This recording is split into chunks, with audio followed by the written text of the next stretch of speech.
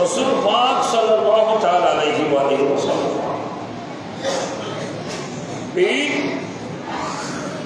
এই ঈদ আগে ঈদ ছিল না। আইএমের জাহিলিয়া যুগে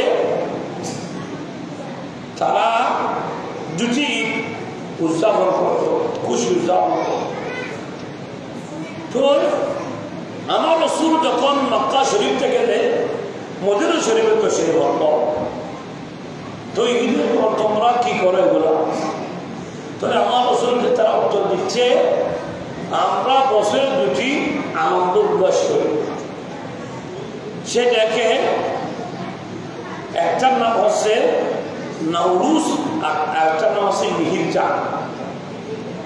ওই নওরুজ এবং মিহিরজানকে দিবাকে বিভক্ত করা হচ্ছে। এক ভাগ হচ্ছে ধনীদের জন্য, আর এক ভাগ হচ্ছে গরিবদের জন্য। আমার রাসূল আগে জেনে নিলেন সেটা কিভাবে করতে হয়।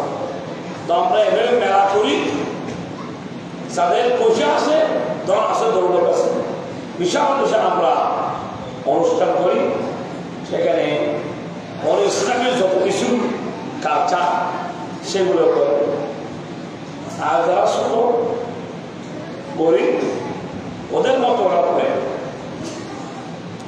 যারা বেশি পয়সা করা তাদের মধ্যে তারা কি করে আনন্দ উল্লাস করে। কারণ আদ-দুনিয়াউ সিজনুল মুমিনিন ওয়া জান্নাতুল কাফির। এই দুনিয়াটা হচ্ছে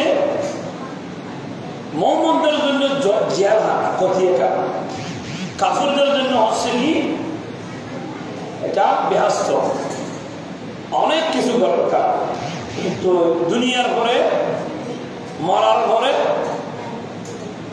মুসলমান বললে ইন্তেকাল করতে হবে, বিধর্মী হলে ইহুদি হলে মরা করতে হবে। আমরা মুসলমানরা বলি কিন্তু এটা বললাম না। মুসলমানের ইজ্জত আছে, ইন্তেকাল মানে স্থানান্তরিত হওয়া, দুনিয়া আলমে দুনিয়া থেকে আল্লাহ পরলোকে চলে যাওয়া, একটা স্থান থেকে আসতে আরেকটা স্থানে চলে যাওয়া ইন্তেকাল। তো তারা মরে গেছে, মরার পরে তারা কোনো কিছু করবো না, যা পেয়েছে যা করেছে দুনিয়াতে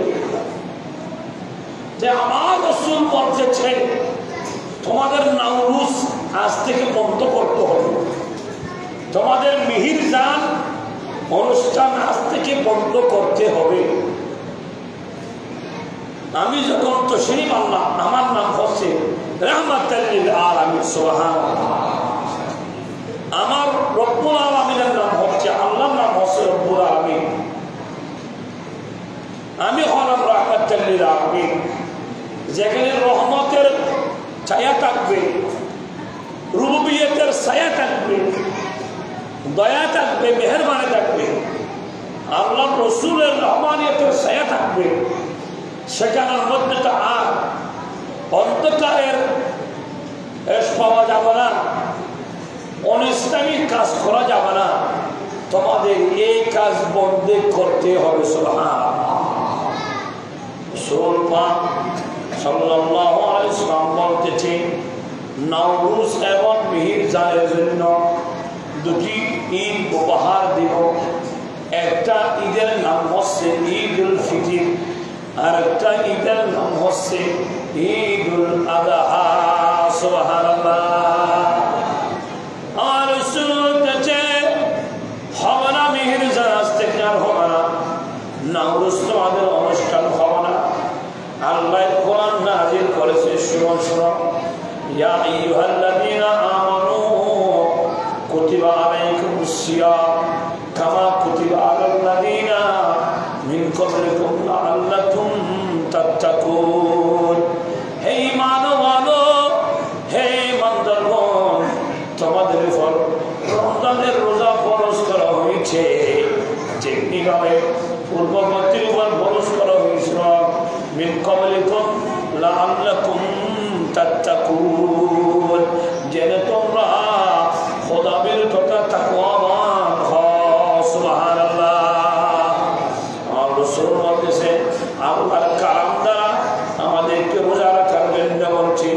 পূর্ববর্তী পুরুষেরা রেখেছে তোমাদেরও রাখতে হবে। কেন? কোরআন নাযিল করেছে আল্লাহ। এটা আল্লাহর অর্ডার।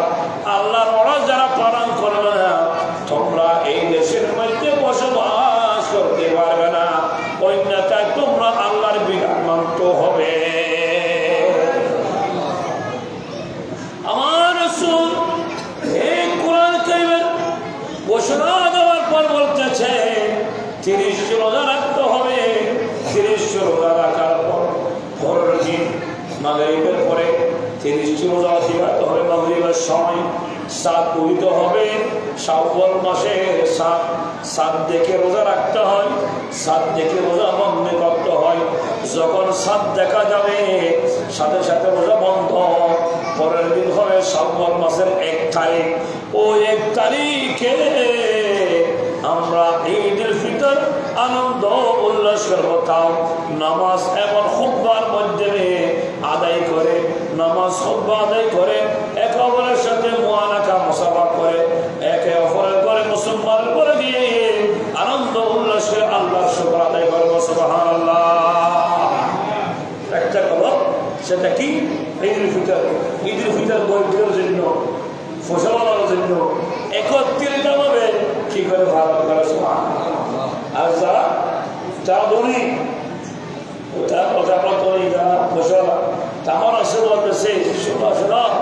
ইব্রাহিম খলিলুল্লাহ, ইসমাইল জবিহুল্লাহ, ইব্রাহিম খলিলুল্লাহকে স্বপ্নের যুগে দেখানো হয়েছিল কোরবানি করার জন্য।